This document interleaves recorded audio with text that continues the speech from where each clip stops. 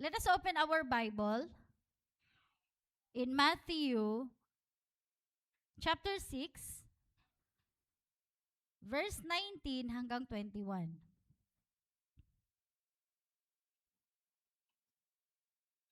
Babasahin ko po sa English, and then later on, babasahin ko po siya sa Tagalog.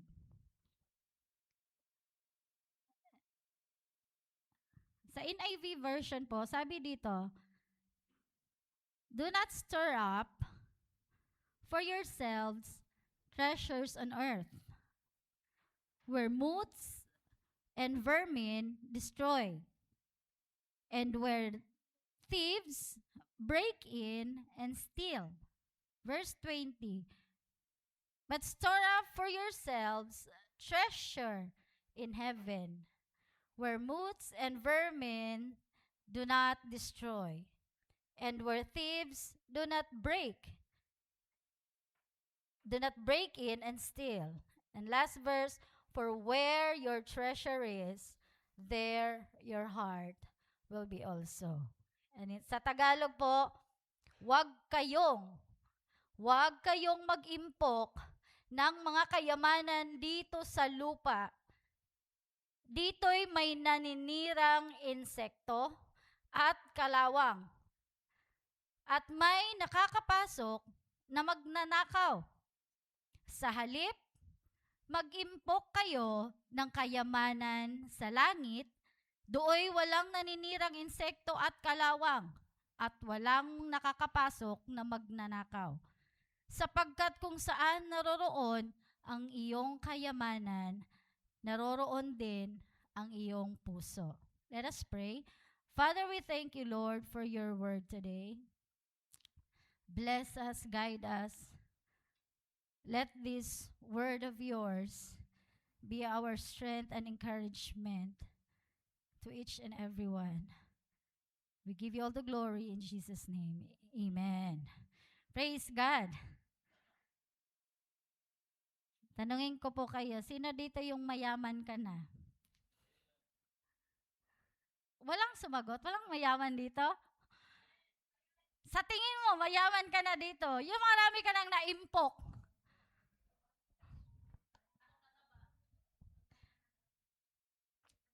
Ha?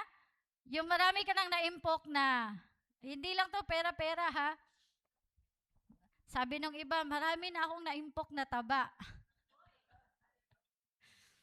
Nag-gain pala ng weight. Ayan na, naimpok. Yung iba naman, nag-impok ng libag. Joke. Yan. So, ito pong passage na ito, hindi lang po siya reminder, but it is a warning for us. Tama po ba? Ito po'y patungkol sa kayamanan. Now, doon po sa passage na binasa natin, dalawang klaseng kayamanan na pwede nating iimpok. Amen. Para malinaw po sa ating lahat. So, there are two kinds of treasure that we need to store or to store in our lives. Since we are here on earth. Amen? Meron kasi tayong bisita no? Medyo magtataglish tayo ngayon. So, dahil nandito tayo sa mundo, ang sabi po dito sa binasa natin kanina, do not store up. So, kaya ko tinatanong kayo kung mayaman na kayo at nasa sa inyo po yan kung aamin kayo kung mayaman na ba kayo. Amen. Praise God. Na ang tanong ko po, masama bang magpayaman? Sino makakasagot? Masama bang magpayaman dito sa earth? Hindi, di ba? Hindi. Hindi naman masamang magpayaman Basta merong kang magandang dahilan. Amen. There should be a purpose. Kung bakit ka magpapayaman, bakit ka nagtatrabaho, bakit ka nagdinegosyo, kasi merong purpose. Meron kang magandang dahilan. Sabihin mo sa katabi mo, dapat merong maganda namang dahilan. Di ba? Kung meron ka namang yan, meron ka magandang layunin, bakit hindi ka naman pagyayamanin ni Lord? 'Di ba? So, itong dalawang treasure na nabanggit dito is the earthly treasure and the heavenly treasure. So when we say earthly treasure, according to verse 19, when we say earthly treasure, it refers to material possession. Yung mga material. Sino makapagbigay ng halimbawa ng material na possession? Possession. So, halimbawa na lang, ano ba yung mga material na possession na iniimpok natin dito? O, number 1 na yan, ano? Pera, syempre. Hiya pa kayo, no? Pera, syempre. Kaya ka mapapayaman, kaya ka mag-iimpok dahil sa pera. O, ano pa? Syempre, bahay. Tama ba? Bahay, mahirap naman wala tayong bahay. Ano pa? Sasakyan. So yan yung mga material possession, yung mga bagay na nakikita natin dito sa mundo. Amen. At pinag-iipunan natin yan. Kasi yung mga binanggit ko, hindi naman basta-basta mapapasa atin yan. Amen. 'Di ba? Sasakyan pa lang, hindi naman basta-basta makakabili ng sasakyan, di po ba? No? Noong unang panahon, hanggang tsinelas lang talaga yung pwede nating bilhin. Di ba? Pero ngayon, meron ka ng motor. Meron ka pang 4 wheels. Amen? Di ba? Yan yung mga bagay na pinagsikapan natin na magkaroon dito sa mundo. Kaya tinatawag siyang earthly treasure. Amen? Yan. So ano-ano pa? Ano pa ba yung mga tinatawag nating earthly treasures? It can be our status in life. Ano yung status mo sa buhay? Kaya tinatanong ko kung sa tingin mo mayaman ka na, yan yung status ng buhay mo ngayon. Oh? Or tama-tama lang. No? Nasa katamtaman lang. Amen? Okay lang yan. Humble yan. Humble. Okay? Achievements. Yung mga achievements na natin dito sa mundo, meron na po ba? Yung sa tingin mo medyo mataas-taas na yung na-achieve mo sa mundong ito. Tagumpay mo. Amen. Now, these material things or earthly treasure that was mentioned in the Bible, ang sabi po dito, these things can fade away. Magfi-fade lang po ito sa atin. Naniniwala po ba kayo na mawawala lang din po ito sa atin? Kasi bakit? Ang mga material na bagay, nasisira. Amen. 'Di ba? Yung e-bike ko sa bahay, kinakalawang na. Tingnan mo. Kaya totoo, sabi ng Bible, kinakalawang. Amen. Ano pa? Yung bahay natin, inaanay. Pag kinatagalan, inaanay. Tama? Kasi sabi nga sa Bible in verse 19, merong mga insekto at kalawang na naninira sa ating mga material na posesyon. Di ba? Meron pa nga tayong nakikita na nag-impok ng pera sa loob ng isang kawayan. So, hindi rin niya napakinabangan kasi bakit? Inanay, no, sa loob ng kawayan. Kaya, advice ko sa inyo, wag kayong mag-alkansya na ng kawayan. Inaanay pala kinatagalan. 'Di ba? So, masasayang lang. Amen. So, ang uso ngayon, yung plastic. Siguro, ang plastic, pang matagalan. Amen. So, sayang, di ba? Ilang taon mong pinag-ipunan, tas nawawala din. Hindi mo napakinabangan. So, that is true, no, in the Bible. Yeah. In, all earthly treasures can fade away, can be break or can be destroyed, or worse, it will be lost. Mawawala rin sa'yo. Ito yung mga bagay na tinatawag nating temporary lamang sa atin. Amen? Kasi ito ay mga investment natin dito sa lupa. Dito lang natin mapapakinabangan.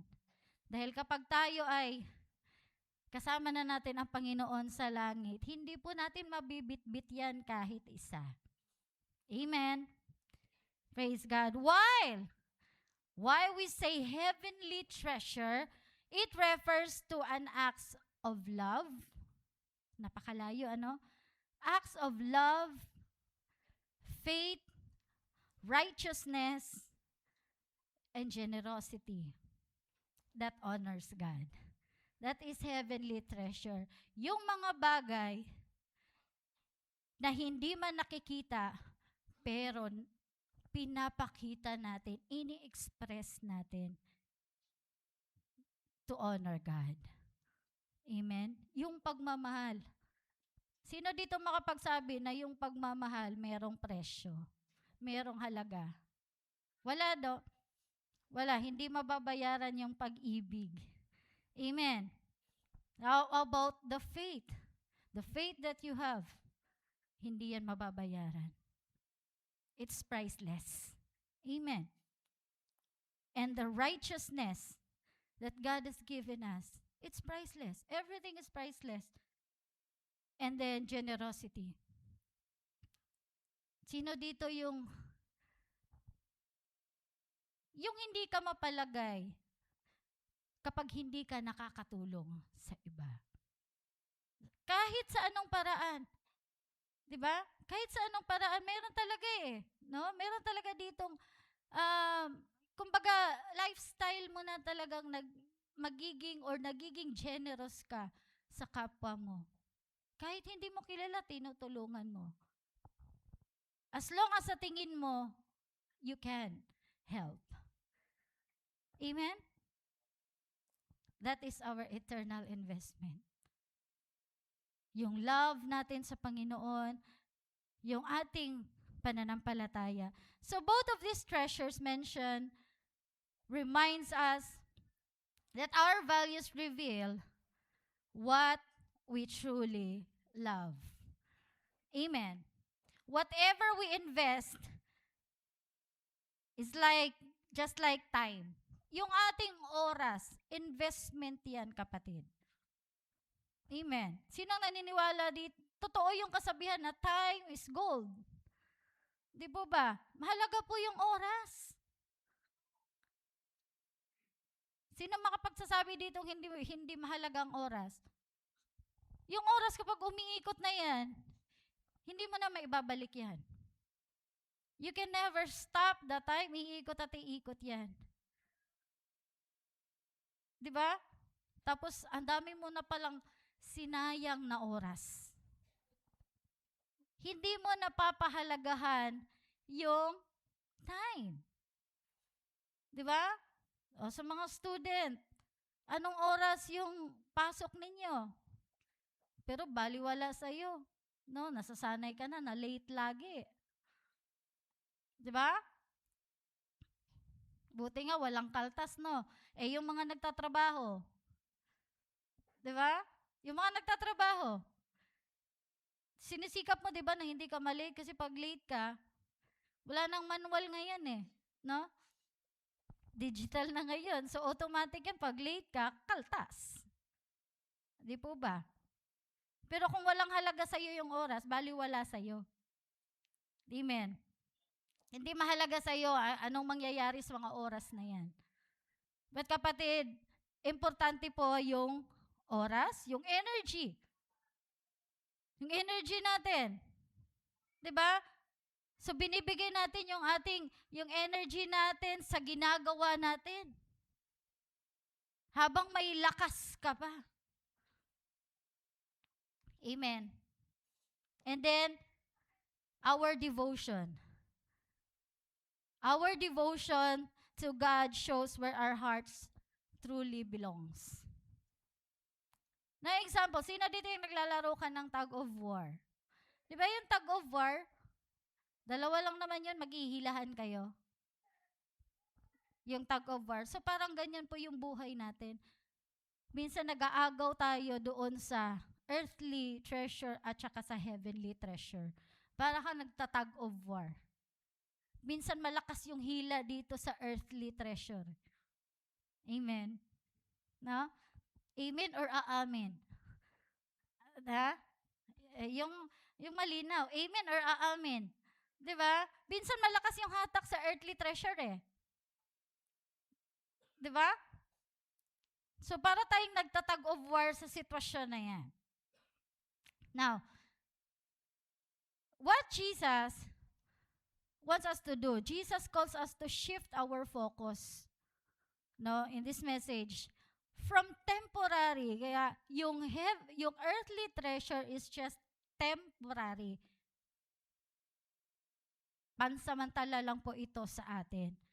So nais ng Panginoon at in-urge tayo ng Panginoon, no, warning yun sa atin na dapat mag-shift po yung focus natin mula sa pansamantala going to eternal reward.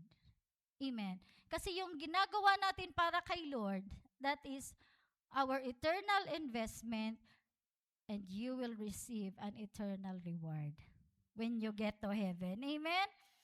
So, itong binasa po natin, bakit sinasabing temporary lang ito? Itong earthly treasure na ito. Kasi po, lahat ng sobra ay hindi na po maganda. Amen? So, bakit ko po sinasabing lahat ng sobra? Sometimes people, no, yung puro na lang pera ang iyong dahilan.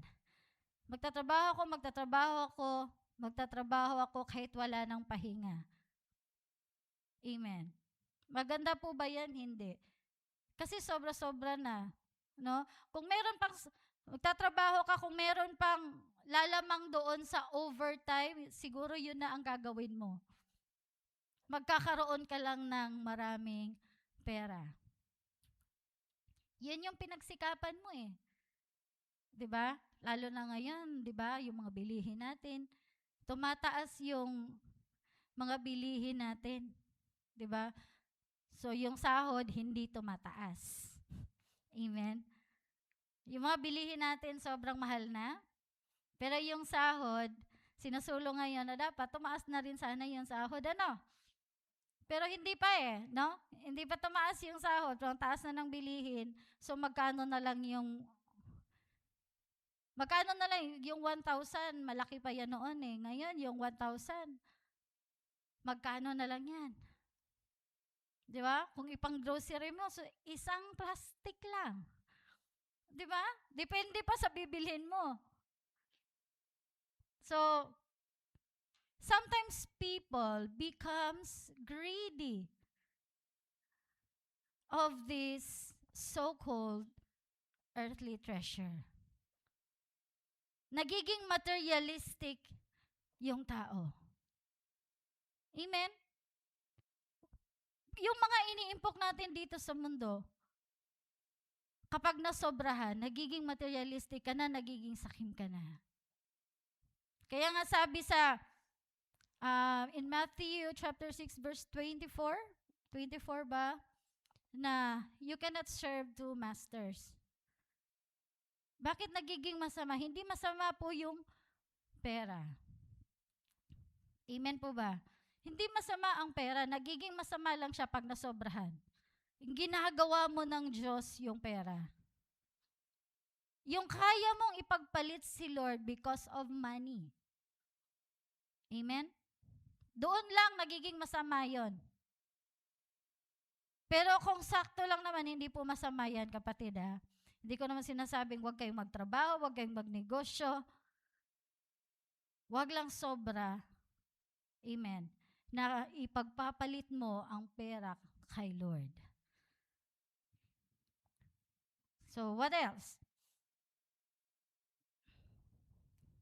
So again, Jesus calls us to shift our focus from temporary gain to eternal reward. Now, yun yung danger. Yun yung danger kapag hindi tayo nag-iingat sa pag-iimpok natin ng kayamanan dito sa mundo. Dahil ang tao ay nagiging sakim, nagiging materialistic. Amen? Kasi bakit nga? Nandun nga yung focus mo eh. Bahala na hindi ako makapagsimba basta hindi ko ipagpalit yung aking trabaho. Amen.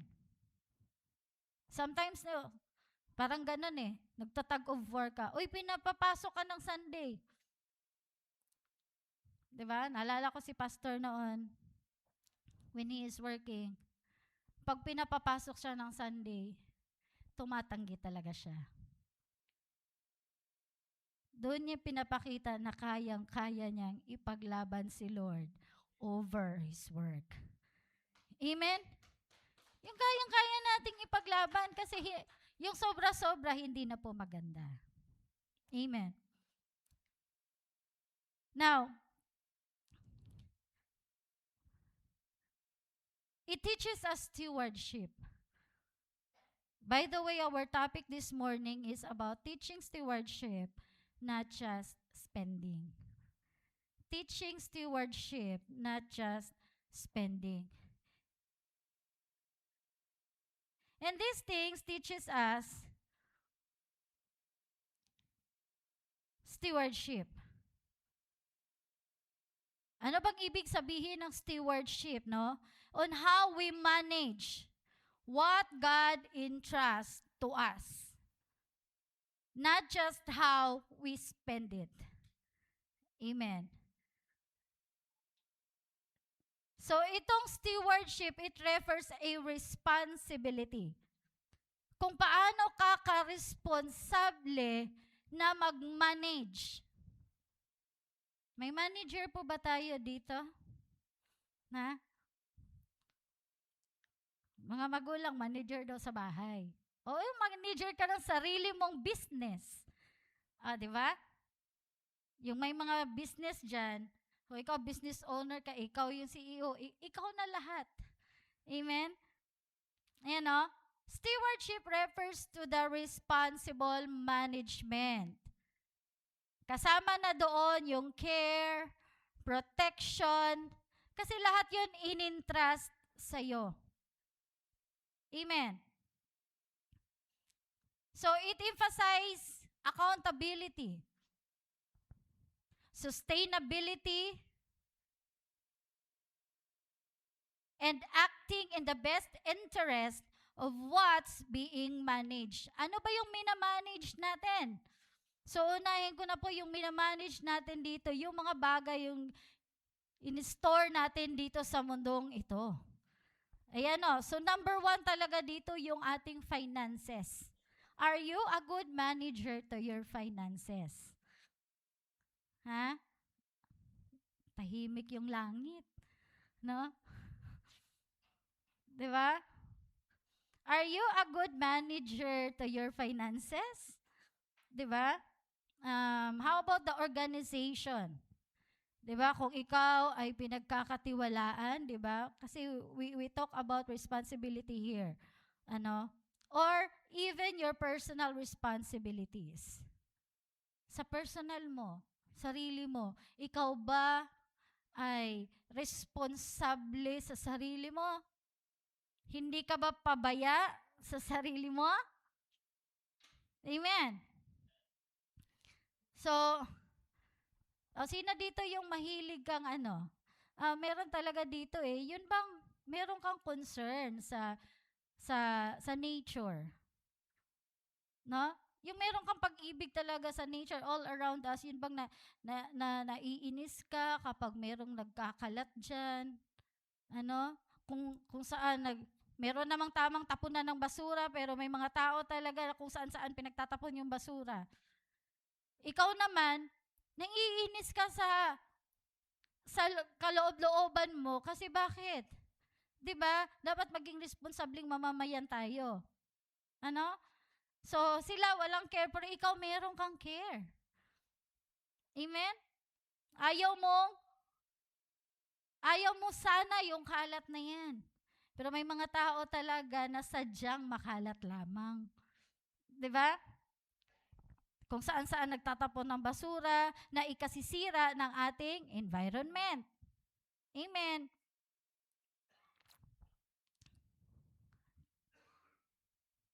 So paano natin ito marirelate sa ating buhay?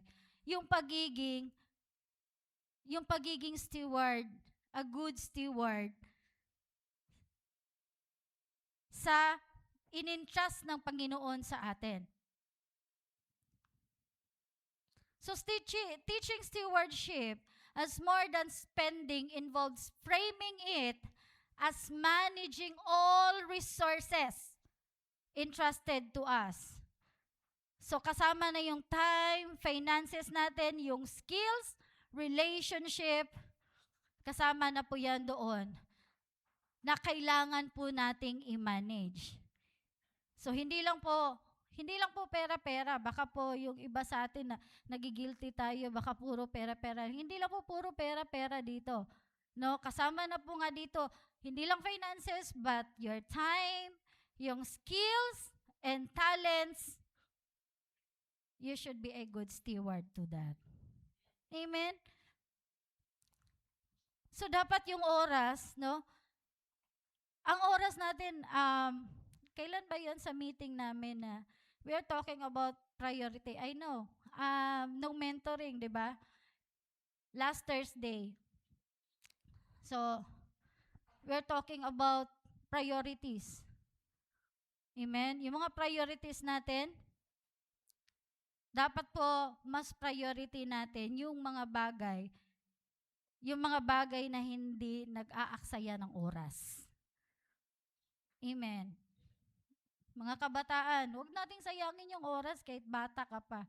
Huwag mong sayangin yung oras sa mga bagay na hindi kapakipakinabang sa'yo. Amen. Diba?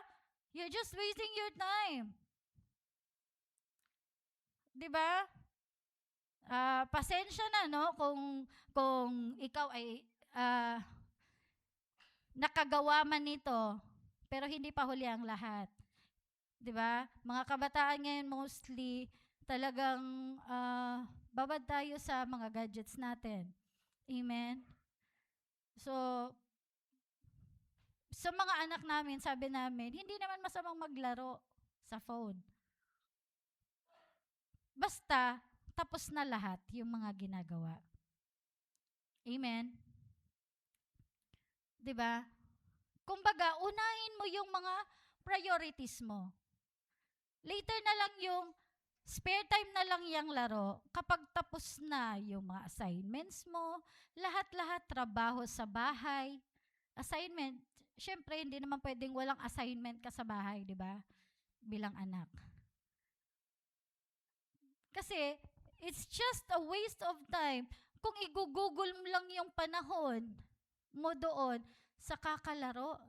Hindi mo namamalayan, nauubos na yung oras mo. Tama ba? Nauubos na yung oras mo sa kakalaro, nag-i-enjoy ka masyado. But your day is not productive. Ganon din sa ating mga matatanda, hindi lang naman mga kabataan eh. Marami sa atin, di ba? Madalas nga sinasabi ni Pastor, scroll ka lang, hindi mo alam, yung oras mo kinakain na pala. Ay, yung sinaing ko, ayun na. Nakalimutan na yung sinaing. Di ba? Wala kang nagagawa kasi kakascroll mo. Sa kakaantay mo kung anong mga trending dyan. Amen? Praise the Lord. So, dapat po, gawin natin kung ano yung mga priorities natin. Sabihin mo sa katabi mo, huwag sayangin yung oras. Amen? Don't waste your time sa mga nonsense or mga useless things. You can never turn back that time. Amen? So, ang oras, umiikot, dapat mahalaga ang bawat minuto, bawat segundo, no? Mahalaga. Amen. Dapat magiging productive ka sa bawat oras. So ano pa? There's a time for everything naman. Your service, may time to rest, pwede namang magpahinga. No? Kasi meron naman talagang oras sa pagpapahinga. Amen. Wag lang din puro pahinga. No? Hindi rin maganda yung puro kapahinga at wala nang gawa. Amen. Praise God. So yes, it should be balanced for you to grow, for you to be matured in managing your time. Amen. Hallelujah. How about the talents, no? Yung talents na pinagkaloob ni Lord sa atin.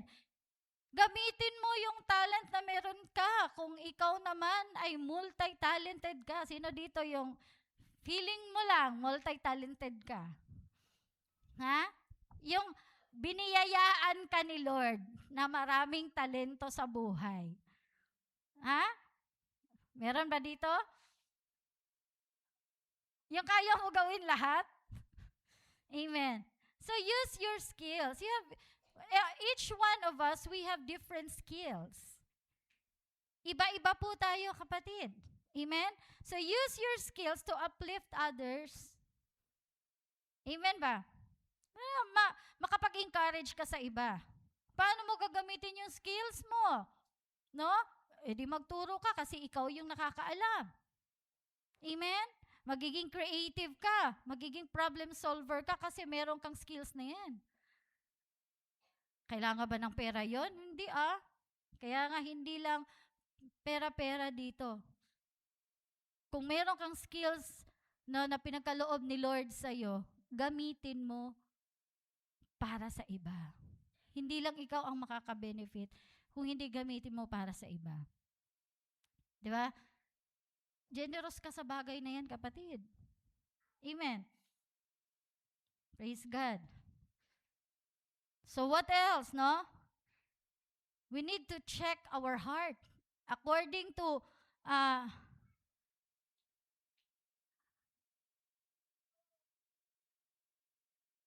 sabi sa verse 19, di ba? For where your treasure is, there your heart will be also.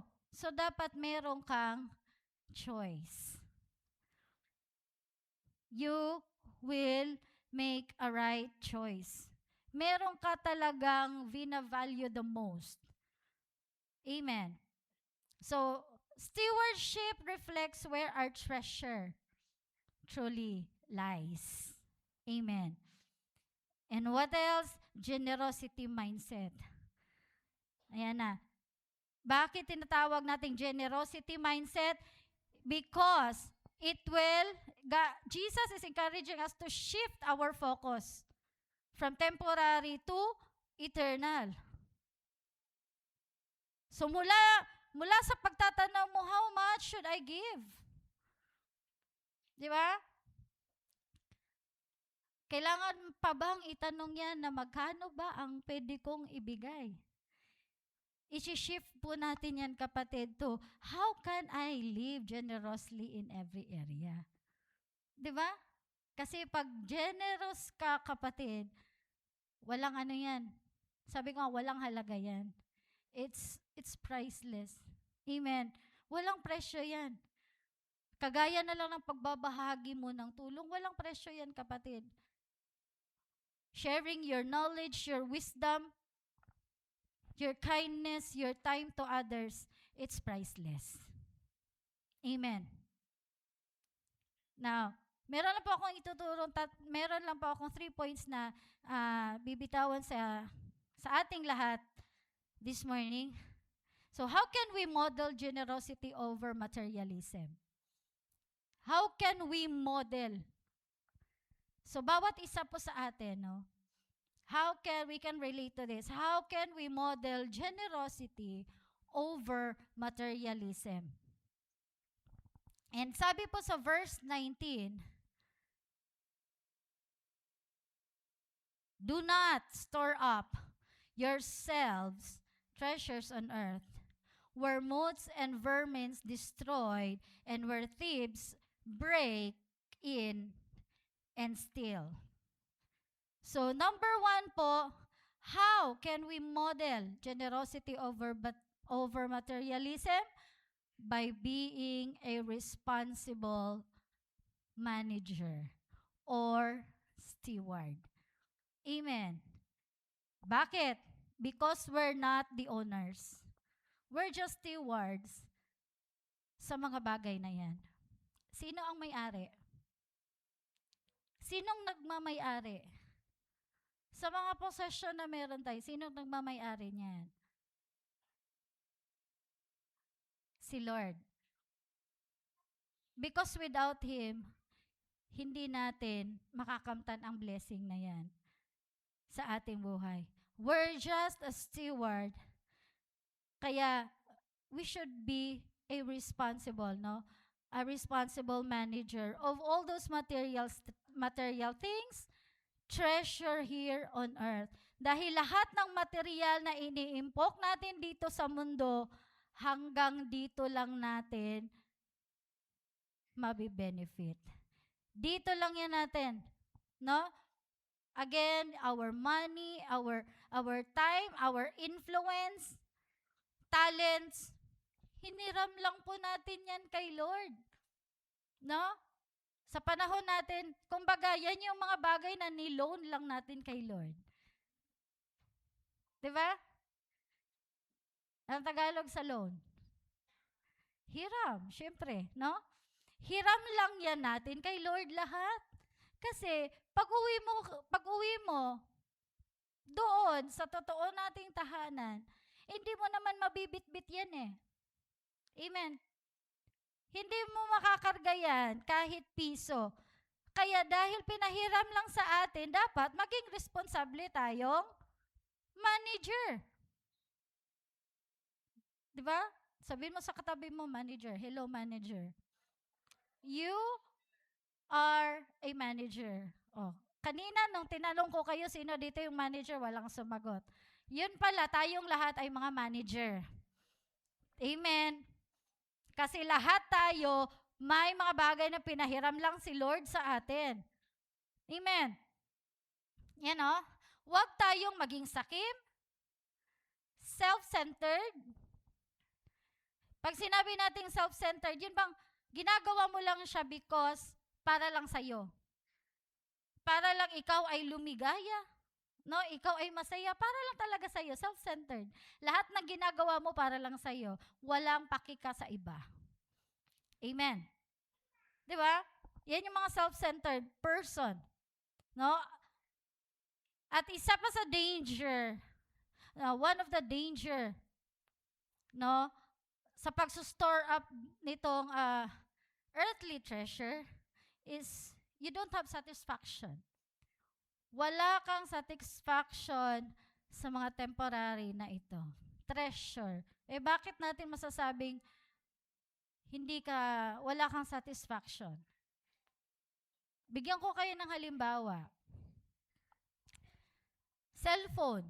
Yung cellphone natin. Sino dito yung magyayabang ka na yung cellphone mo pinakaluma? Hindi mo ipagpapalit. Yung analog pa. Meron ba dito naka-analog na phone? Wala na, no? Kasi bakit? Nag-upgrade ka kung anong latest na phone gusto mo magiging sayo. Yung pinaka-latest na iPhone, meron. Wala pa. Sa ngayon, no? Wala pa. Di ba?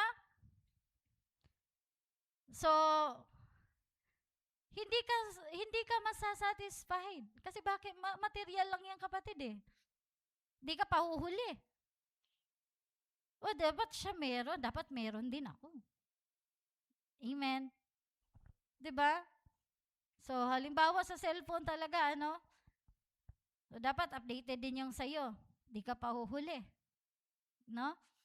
So, ano pa bang halimbawa dito yung wala kang satisfaction? Yung mga nagtatrabaho, you are promoted. Yes, congratulations kung ikaw ay na-promote ka sa trabaho mo, sa position mo. Pero, naglulong ka pa, yes, gusto ko pang ma-promote pa sa ganitong posisyon. And you will do everything kahit hindi na maganda ang gagawin mo just to be promoted. Tama ba? Meron tayong mga na-encounter na ganyan. Pero wala dito sa Vision Church. Ano? No, wala dito sa Vision Church. Pero meron talaga, no, nagagawin mo lahat. Naiinggit ka doon sa isa, dapat mas tataas pa yung position ko sa kanya. Meron kang inggit sa kasama mo sa work. 'Di ba? Or worse, sisiraan mo pa siya para yung position mapupunta sa iyo. Amen? Just to get the promotion. Oh, what else? Yung self-centered person, ano? Ito yung mga danger kapag hindi ka responsible manager. O ngayon, ito, pinaka-latest kapatid, no? Kaya tabi-tabi po sa ating mga vloggers yan. Ano, kung meron tayong mga vlogger. Ayan, yes, I know. Marami tayong mga vloggers dito. Pero, ingat-ingat din. Sabihin mo sa katabi mo kung vlogger man yan, no? Na kailangan maging maingat din tayo. Being a vlogger and you are a Christian, ano? So, let's create an originality sa ating content. Pwede? Check, di ba? Or influential content. Di ba? Yun bang beneficial sa mga manunood? Amen. Rather than mag-content ka ng mga nonsense or mga useless na content na yan. Amen? Basta lang kasi nga, gusto mong kumita. Tama? Gusto mong kumita, kaya kung ano-ano na lang pinagagawa mong content. Pero hindi naman siya beneficial. And worst pa doon, hindi maganda sa mga manonood, lalong-lalo na sa mga kabataan. Amen? So let's be careful. Masama ba maging vlogger? Hindi masama. Marami namang mga Christian vlogger na maganda yung content nila. 'Di ba? Yung nagpe-praise sila, yung content nila, it's they're sharing the word of God. Ano? So, hindi po masama. Lahat lang ng sobra, yun ang nagiging masama. Kasi hindi na maganda yung purpose. Amen. And by being a good manager, we should be responsible in spending our finances. Amen. Yan bang, hindi tayo overspending lagi. Tama ba? Ako po ay naniniwala na marami talaga sa atin dito is good manager when it comes to your finances. Kung ikaw man ay merong struggle dyan, kapatid, edi hamunin natin yung ating mga sarili. Ikaw din at ikaw ang makakatulong sa struggle na yan. Kung yan lang talaga ang pera mo, edi pagkasyahin mo. Amen? Hindi pa man sobra-sobra yung financial mo. So dapat tama-tama lang din yung expenses. Yung sasakto lang. Pero pag nag-overspending ka, that's the time na hindi na siya maganda kasi mababaon ka na sa utang. Matitempt ka na mangutang at mangutang at mangutang at mangutang. Hindi na matatapos ang utang. Amen? So kapag nag-overspending tayo, hindi na po yan maganda. Amen? Meron po ba tayong natututunan? No? By being a good manager, dapat magiging responsible tayo sa pinagkaloob ng Panginoon sa atin. Being a responsible manager of God's material resources, use it to serve God and others instead of how this will benefit to yourself only. Amen? Gamitin natin ito na makapag-serve tayo sa Panginoon at makapag-serve tayo sa iba. hindi lang para sa sarili natin. Amen? Number 2, no? Number 2 on how we model generosity over materialism by demonstrating acts of kindness. In verse 20 says, sabi dito, verse 20 says, "But store up yourselves treasures in heaven, where moths and vermin do not destroy, and where thieves do not break in and steal." So by demonstrating acts of kindness, this is our eternal investment by doing kindness to others. Amen? Yung kahit anong oras, kahit anong araw, wala kang pinipiling panahon just to give kindness to others. Gumagawa ka ng kabutihan sa iba. No? By showing your love to them. Amen? Meron po ba sa atin dito? Kahit inaaway ka na niyan. No? Meron ba dito yung kapitbahay mo, kahit anong away mo sa kanya, tinutulungan mo pa din. Meron ba dito? No? Minsan kahit binabash ka pa, online, kahit binabash ka pa, but still, tinutulungan mo. In times of problem, nandun ka pa rin. Yun bang hindi mo ginagawa yung ginagawa niya? Kasi ang pinapakita mo sa kanya is kabutihan, pagmamahal. Amen? Yun. Yan yung eternal investment po natin. Mahal natin ang Panginoon. Kaya pinapakita natin sa kapwa natin. Sumusunod tayo sa Panginoon. Amen? Sino dito, obedience ka sa Panginoon. Mga utos ni Lord, ginagawa mo talaga. No? At higit sa lahat, yung meron kang compassion. Yung maaawain ka talaga. Masama bang tumulong, kapatid? Masama bang tumulong? Hindi, syempre. Diba? Lalong-lalo na kapag yung mga needy, yung nangangailangan talaga. Diba?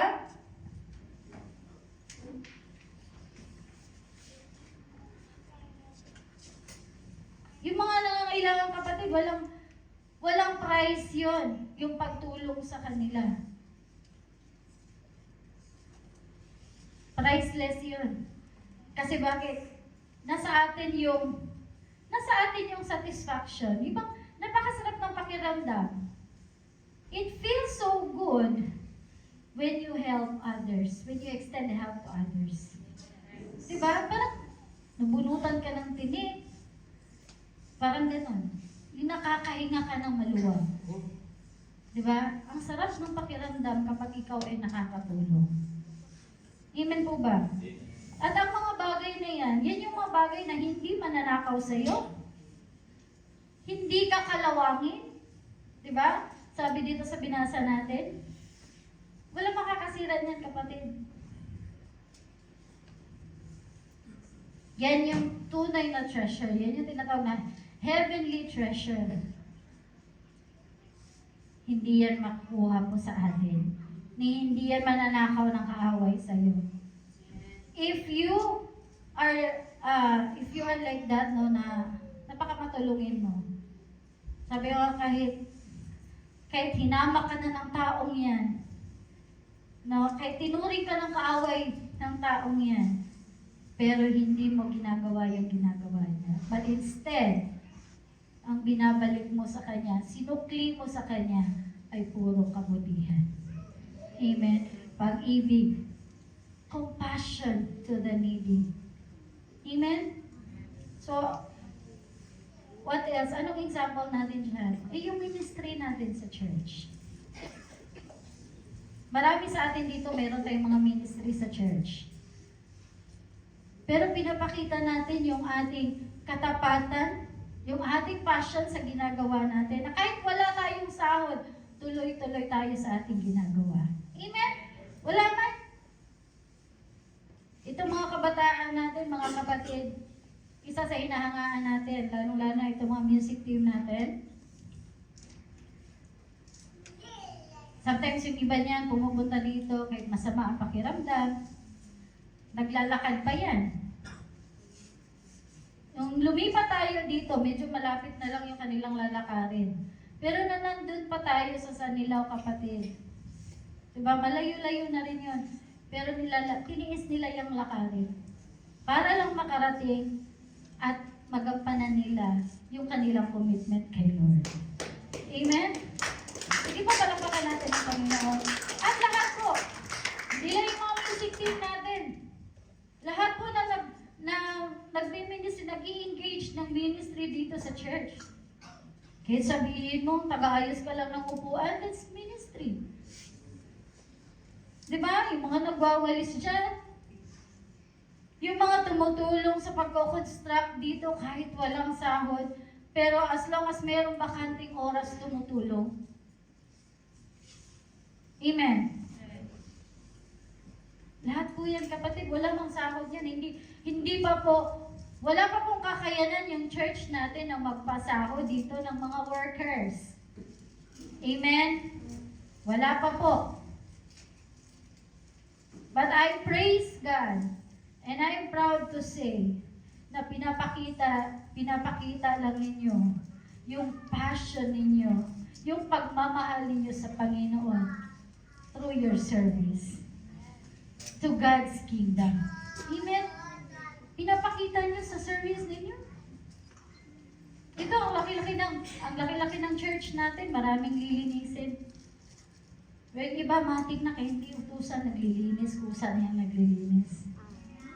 Amen? Kaya, saludo ako sa lahat ng ating mga ministry heads. Pagkitin ko lang, may mga ministry heads po tayo dito. At yung mga, encourage ko lang, yung mga wala pang engagement sa ministry, marami pa po tayong bakante. Amen? Ano-ano ba yung mga ministry natin dito sa church? Yung pag-a-usher dyan. Iba po yung ministry na nasa labas, iba po yung taga-greet dito sa loob. Yan, meron tayong Ate Inday, na talagang nag-iisang Ate Inday na usher. Kailangan ni Ate Inday ng kasama. Amen? Kailangan ni Ate Inday ng kasama. Diyos ko, Ate Inday, mas lalo kang bumabata. Yung nasa labas, yung mga greeters. Lalo na kapag sa tingin mo, ay maganda pala yung smile.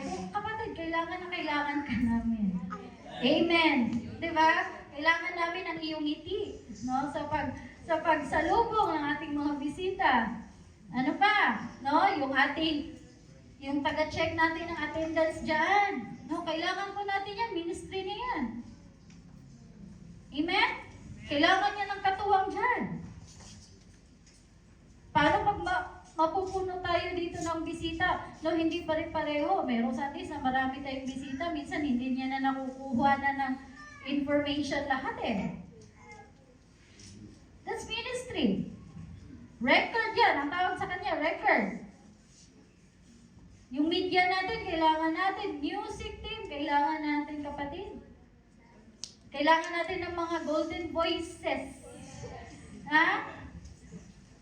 Kung sa tingin mo ikaw ay biniyayaan ng Panginoon ng talento ng magandang tinig, kapatid, mag-audition ka. Pag-remove ko na po lahat ng ministry, kapatid. Amen? Because I want everybody na mag-engage po tayo dito sa ministry. Napakasarap po kapag nasa ministry tayo. Hindi po burden sa atin yan. Pero masaya po. Amen? Diba? Music team, kailangan namin ng singers, kailangan namin ng mga musicians. Amen? Open yan. Ano pa ba? Yung natin,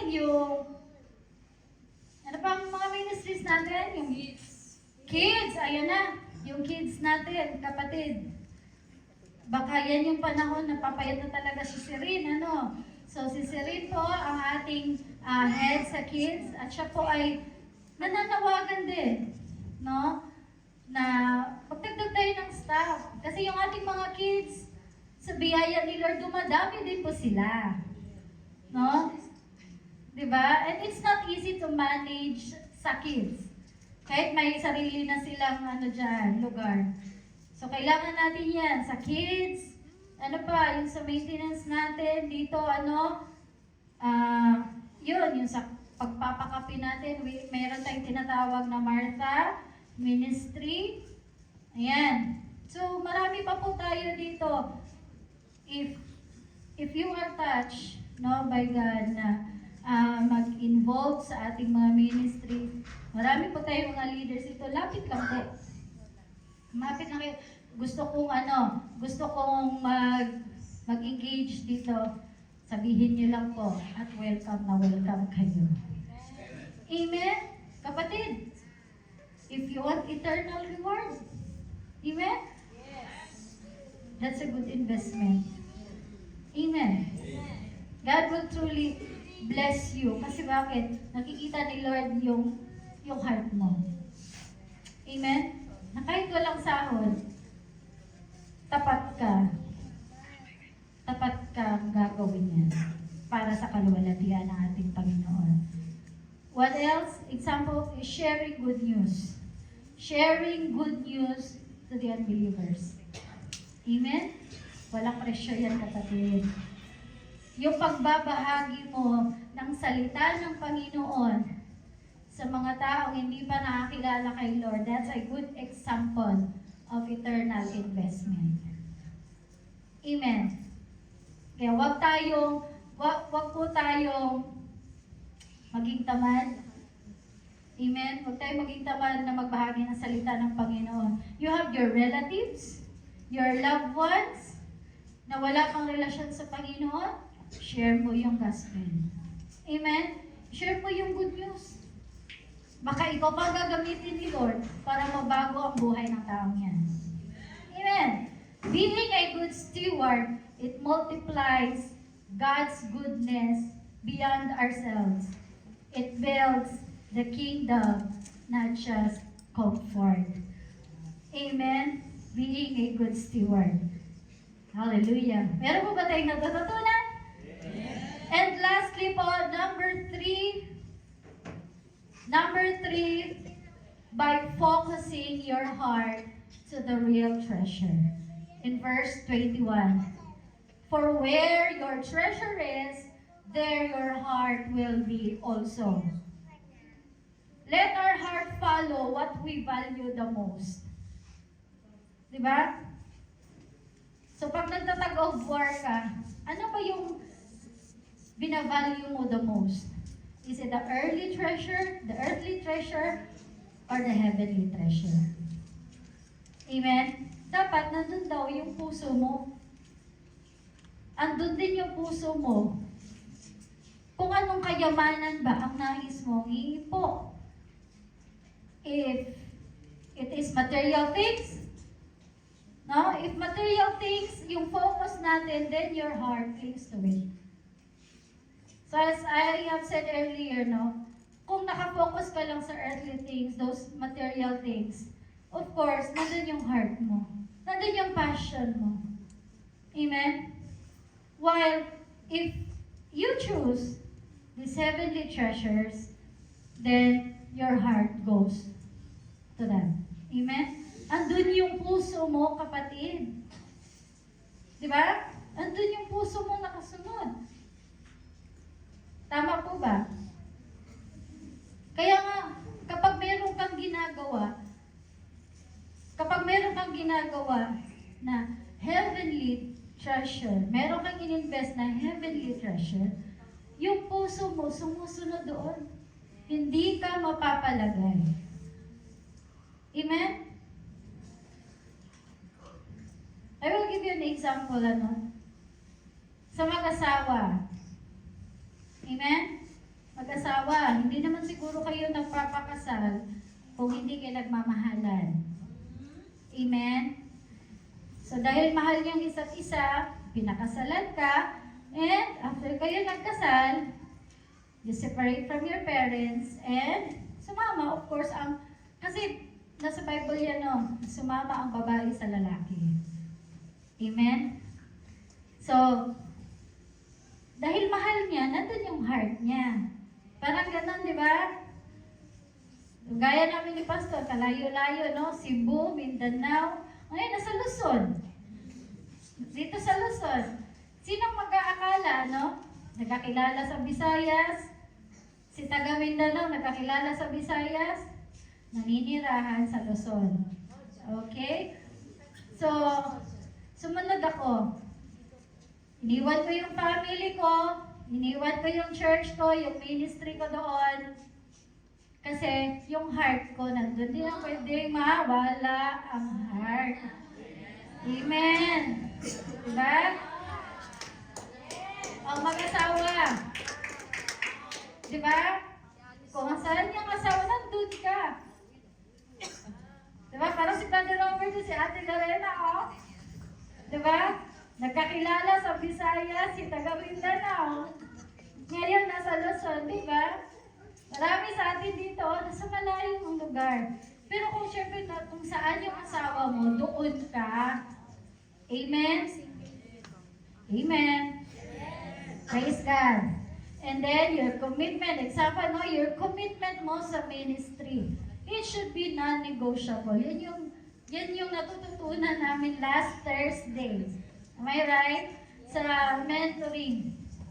Pagdating po sa Panginoon, it is non-negotiable. Huwag po natin ipagpalit yung mga bagay na para kay Lord sa material. Amen? Dapat our heart goes to that. Amen po ba? Malinaw po ba sa atin yan, kapatid? Dapat po, priority natin ang Panginoon. It should be God, our priority. Amen. Mga anak, you are a treasure to us, mga magulang. Kaya huwag niyo sabihin na hindi ka mahal. Pinapalo ako. Pag pinapalo ka, dapat magpasalamat ka. Kasi nasa Bible yan. Ang pagpapalo is a sign of discipline. Ibig sabihin na pinalo ka, mahal ka ng magulang mo. Kayamanan namin kayong mga anak. Regalo kayo ng Diyos sa amin. Amen? Kaya huwag niyong sabihin na hindi kayo mahal. Praise God. Amen ba mga anak? No? And likewise, mahalin niyo rin yung mga magulang ninyo. Amen? Because yung mga magulang ninyo, hindi man mayaman yan. But, sa ngayon, yes, sa ngayon, hindi man mayaman yan, pero ginagawa nila ang lahat para sa iyo. To give the best for you. Amen? Diba? Diba merong kanta, no? Kapag tumibok ang puso, anong dugtong? Wala ka nang magagawa kundi sundin ko. Diba? Pag tumibok yung puso natin, kung tinitibok ng puso mo is the earthly treasure, wala ka nang magagawa kundi sumunod ka. Amen? Praise God. Sabihin mo sa katabi mo, sumunod ka. Amen? Make God as your priority. Amen? Huwag ka nang magtatag of war. Ha? Huwag ka nang magtatag of war between the earthly treasure and the heavenly treasure. Amen? Because what God wants us, no, is to shift our focus to from temporary to eternal. Amen? Magiging model po tayo through generosity. Amen? Pakita natin, share natin yung good news.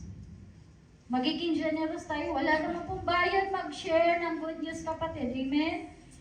Kung nasa puso mo na yung kaligtasan ng kamag-anak mo, yung pamilya mo, i-share mo ang good news. Amen? I-share mo yung kaligtasan, kapatid. Yung kapitbahay mo, yung kaaway mo, kung nasa puso mo, ito, walang gamot itong kaaway ko. Kung hindi, ang salita ng Panginoon. Amen? Meron ka ba dito, kaaway kaaway mo, pinagpipray mo na sana maligtas siya. Amen? Kapatid? Na? Amen? Praise God. Now, in conclusion po, isa puso po natin ang ating mensaheng ito on how we model generosity over materialism. By being, ulitin ko po, by being a good manager or steward to those resources what God has entrusted to us. Pangalawa, by demonstrating acts of kindness. This is our eternal investment that will last forever. Amen. And by focusing our heart to the real treasure, by devoting your life to God, and making God as your priority. Amen? Pwede po ba tayong lahat ay tumayo? Sino ba dito sa umagang ito na nais mo maging sentro si Lord sa puso mo? Amen? Kasi yung sitwasyon mo ngayon parang nagtatag of war ka pa rin. Especially yung Sunday mo. Diba? Yung kailangan mo pang pumili, magsisimba ba ako, hindi, magsisimba ba ako, hindi. Parang gano'n. But, kapatid, there is something that you wanna do para magiging sentro si Lord sa buhay mo. This morning, admit that you sin against God. No? Kasi hindi mo pina-priority si Lord. Nakapokus ka lang sa material na bagay. Next is believe. Do you believe that Jesus loves you so much? Amen? Confess all your sins before Him. I-confess mo. This morning po, i-confess mo na ikaw ay nagkasala sa Panginoon. And lastly, declare Jesus as your Lord and Savior. Amen. Pwede po ba kayong sumunod sa... Pikit po natin ang ating mga mata. And sabayan niyo po ako sa mga panalangin, kapatid. Kung ikaw man ito, sabayan mo ako sa panalangin ito. Heavenly Father, ako ay narito, buong pusong nagpapakumbaba, at inaamin na ako ay nagkasala. Naniniwala ako na ikaw ay namatay at nabuhay muli bilang kabayaran sa aking mga kasalanan. Patawarin niyo po ako at linisin ang aking pagkakasala. Tinatanggap kita bilang aking Panginoon, tagapagligtas, at aking kayamanan. Salamat sa dakila mong pag-ibig. Amen. Kung ginawa mo yung panalangin na yan, kapatid, congratulations po. Dahil alam ko na nakikita ng Panginoong Diyos yung puso mo ngayon. Amen? Praise the Lord. Hallelujah. Let us pray. Thank you, Lord, for this day. Salamat po sa pagpapaalala. Salamat po sa babala ng iyong mga salita. Ito po, your word, O God, truly never fades. Ang salita mo, ang siyang magtuturo sa amin paano kami maging modelo sa pagiging mapagbigay, lalong-lalo na para sa inyong kaharian. Maraming salamat po, tunay na ang iyong salita ay hindi masasayang kung hindi mananatili sa aming mga puso at isipan at patuloy naming ipamumuhay. Sa iyo lamang, Panginoon, ang lahat ng papuri at pasasalamat sa pangalan ng Ama, ng Anak at ng Banal na Espiritu Santo. Amen and amen.